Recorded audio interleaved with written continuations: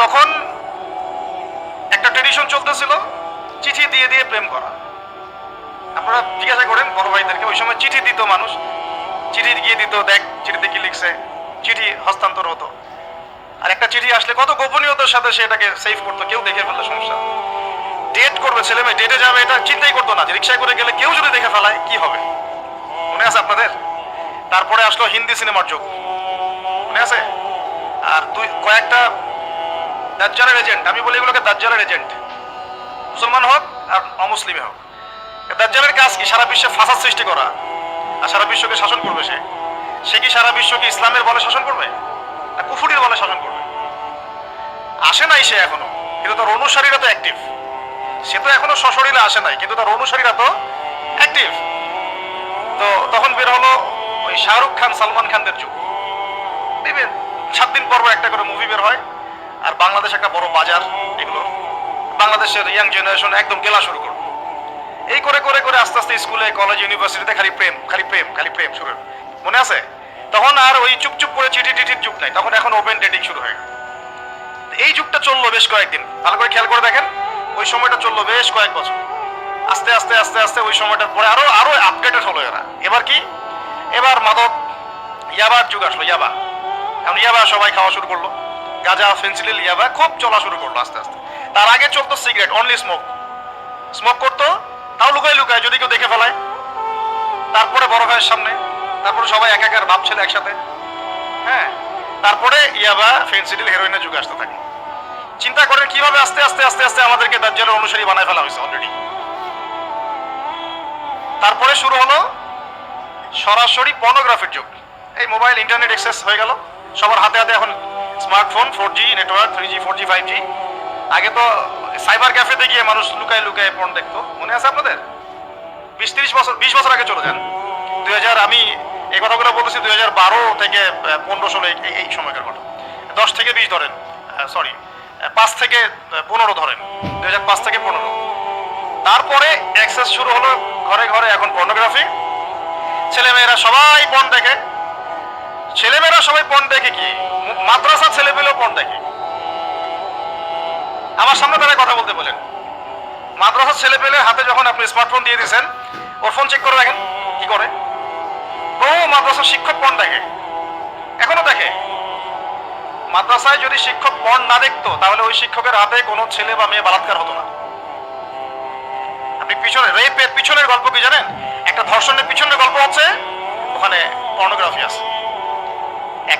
একটা পুরুষ একটা ছোট বাচ্চাকে ধরে কিভাবে মানে ধর্ষণ করতে পারে, সমকামিতা। এটা কিন্তু সমকামিতা বিভিন্ন মাদ্রাসায় করতেছেন, এখন অ্যাভেলেবল হচ্ছে না জিনিসটা। তার মানে হুজুরের ফোনে আপনি পর্ন পাবেন। পর্ন যখন একটা মানুষ দেখবে, পর্ন কি বোঝেন? ব্লু ফিল্মস, 3X বলি, ব্লু ফিল্মস বলে না? আরে জানি তো আমরা এগুলো। হ্যাঁ বলেন, এখানে ভালো সাজার দরকার নাই তো, আমরা জানি তো সব। এগুলো যখন আমরা অ্যাক্সেস ফোনে থাকে তখন কি হয়? শেখার বিষয়টা শোনেন। তখন কি হয়? এটা দেখতে দেখতে মানুষের মাথা আর মানুষের মাথা থাকে না। স্বাভাবিক যে একটা মানে প্রেম ভালোবাসা, প্রেম একটা হৃদ্যতা ভালোবাসা, মহব্বত, স্ত্রী প্রতি যে ভালোবাসা মহব্বত, ওই জায়গায় স্থান দখল করে যৌনতা। একটা মেয়েকে দেখলে মনে হয় একে জাস্ট রেপ করতে হবে, এটা ভোগের বস্তু। একটা মেয়ের দিকে সে সম্মানের চোখে তাকাতেই পারবে না। একটা মেয়ে মানুষ, আমার বড় বোন বা আমার কাজিন, আমার মায়ের, আমার দাদির বয়স, কাউকে সে আর সম্মানের চোখে দেখতে পারবে না। অনেক সময় দেখা যায় বৃদ্ধা মহিলার সাথেও জেনা করে ফেলছে। ভালো করে বোঝেন, পেপার পত্রিকা পড়েন, আমার কথাগুলো মেলান, আমার কথাগুলো একটু মেলানোর চেষ্টা করেন। অনেকে আমাদের ব্যাপারে অনেক কিছু বলে, ওইগুলো মাথার এক সাইডে দেখে আমাদের কথাগুলো বাস্তবে মেলানোর চেষ্টা করেন। তারপরে আজ থেকে 10 বছর পর আপনি বুঝতে পারবেন কোনটা সঠিক ছিল কোনটা ভুল। সঠিক বেঠিক ভুল ভালো মন্দটা আপনি বুঝতে পারবেন একটু পরে। যেমন কাগজের টাকা বুঝতে পারছেন 5 বছর পর, এগুলো বুঝবেন 10 বছর পর। কি হয়েছে? তারপরে ব্রেনটাকে জানোয়ারের ব্রেন বানাই দিয়েছে। এখন সে আর কোনো মেয়ের দিকে মানে সম্মানের চোখে আর তাকাতে পারে না। এর ফলে কি হলো? একটা মেয়েকে যদি সে একা পেয়ে যায়, তাকে কে ছাড়বে? সে শুধু মেয়ে কেন, ছোট একটা বাচ্চা 5 বছর 10 বছর বয়সে একটা মেয়ে বাচ্চাকে যদি একা পেয়ে যায়, ছাড়বে? এখন দেখেন মেয়েদের, ছোট ছোট মেয়ে বাচ্চার প্রতি ধর্ষণ বাড়ছে না? একটা ছোট মেয়ে 7 বছর 8 বছরের মেয়েকে জোর করে তার সাথে যৌন সম্পর্ক স্থাপন করা যায়, এটা কি মানুষ আগে চিন্তা করতে পারতো? এই 20 বছরে আপনার চিন্তাটা চলে আসছে। ঢাকা শহরে ব্যাপক হারে ছড়াই গেছে সমকামিতা, ব্যাপক হারে। আগে যেমন একটা ছেলে যৌন সম্পর্কের জন্য একটা মেয়েকে হায়ার করতো না এক রাতের জন্য, জানেন তো আপনারা, পতিতালয়ে যেত এক রাতের জন্য হায়ার করতো, এটা একটা চলছিল কয়দিন আগে খুব বেশি। এখন ছেলে ছেলেকে হায়ার করা শুরু করেছে। কোথায় আছেন জানেন? আমরা এই যুগে আছি, আমরা এখন এই যুগে আছি। ঢাকা শহরে যদি কোনো বড় ভূমিকম্প হয় শুধুমাত্র জেনার কারণে হবে। ঢাকা শহরে যদি বড় কোনো ভূমিকম্প হয়, আল্লাহর কোনো বড় গজব আসে, তাহলে মূল পাপটা হচ্ছে জেনা। কারণ এখানে ঘরে ঘরে ফ্ল্যাটে ফ্ল্যাটে জেনা হচ্ছে। এখন সমকামিতা ছড়াচ্ছে। তারপরে কি হলো, এখন আবার এই যে দেবর ভাবি, ভাবি দেবর, শালি দুলা ভাই, কাজিন, এগুলো চলতেছে। আর সবচেয়ে মারাত্মক এখন যেটা, বাসায় বউ বাইরে আরেকটা মেয়ের সাথে জেনা, বাসায় হাজবেন্ড বাইরে একটা ছেলের সাথে জেনা। এটা ঘরে চলতেছে, ঘরে ঘরে বলবো না, প্রত্যেক ঘরে তো না, আল্লাহ পাক জানেন প্রত্যেক ঘরে না নিশ্চয়ই, আল্লাহর বান্দারা আছেন এই পৃথিবীতে। কিন্তু আশঙ্কাজনক হারে এগুলোর পরিসংখ্যান দিন দিন বাড়তেই আছে। একটু বোঝাচ্ছিলাম, আজকে থেকে 20 বছর আগের যে পৃথিবীটা আমরা যুব সমাজটা দেখেছিলাম আর এখনকারটা এক না। এখন ওই যে বললাম প্রথমে চিঠি দিত, এখন সরাসরি রেটিং, সরাসরি বেট। এখন ব্রেকআপটা এমন যে আছে, ওর সাথে তো হয়ে গেছে আরেকটার সাথে। এখন এক একটা মেয়ে এক একটা ছেলে বিয়ে করার আগে মিনিমাম 4টা-5টার সাথে প্রেম করতেছে, এবং শুধু প্রেম না, এগুলো শারীরিক সম্পর্ক করতেছে। করার পরে ওই মেয়ে যখন কারো ঘরে বউ হিসেবে যাবে, চিন্তা করেন ওর গর্ভ থেকে কি সন্তান আপনি পাবেন। আর সে কি আপনাকে আপনার 100% ভালোবাসা দিতে পারবে? সে তো আগেই 10 ঘাটের পানি খেয়ে আসছে। ওকে আপনি যতই ভালোবাসেন, সে তো আপনার আনুগত্য করবে না, আপনাকে তার ভালো লাগবে না। আবার আপনিও যদি আল্লাহ না করুক বিভিন্ন জায়গায় ঘুরে ঘুরে আসেন, এই একটা নেককার মেয়ে পেলেও তো আপনার ভালো লাগবে না। পর্নোগ্রাফি দেখতে দেখতে আপনার মাথাটা নষ্ট হয়ে গেছে, মনে হয় যে এ ভালো না, মনে হয় ও ভালো, ও ভালো না, মনে হয় ভালো।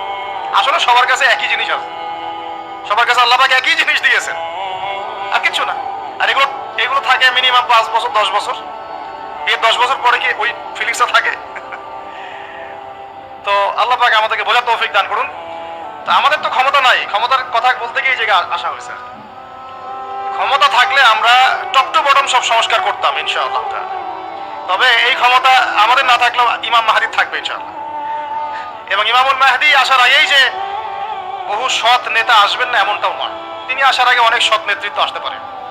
তিনি কবে আসবেন, কোন সালে আসবেন আমরা জানি না, কিন্তু আমরা এতটুকু জানি এখনকার এই যে ফিতনা, ফাসাদ আর অরাজকতা, এগুলো চিরস্থায়ী হবে না। আস্তে আস্তে আস্তে আস্তে একটা পরিবর্তন আসবে ইনশাআল্লাহ। এখন আমরা কিন্তু অধঃপতনের যুগে বাস করছি। এই যুগে যদি আমরা ঈমান আমল হেফাজত করতে চাই, কিছু কিছু কাজের কোনো বিকল্প নাই। সেটা নিয়ে আমরা আজকে কথা বলবো ইনশাআল্লাহ। কি কি কাজ করব? তার আগে বলি যে আলোচনা শুধু শুনে চলে যাবেন না।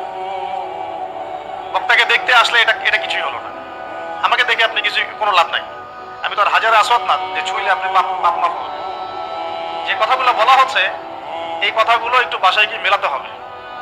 আর যখন দিনের কোনো কথা শুনবেন, যে কারো কাছেই, যে কোনো ব্যক্তিত্বের কাছেই দিনই কথা শুনবেন, একটা নিরপেক্ষ দৃষ্টিভঙ্গি নিয়ে কথা শুনবেন। আগেই কারো দিকে বায়াস্ট হয়ে যাবেন না। বায়াস্ট বোঝেন কিনা?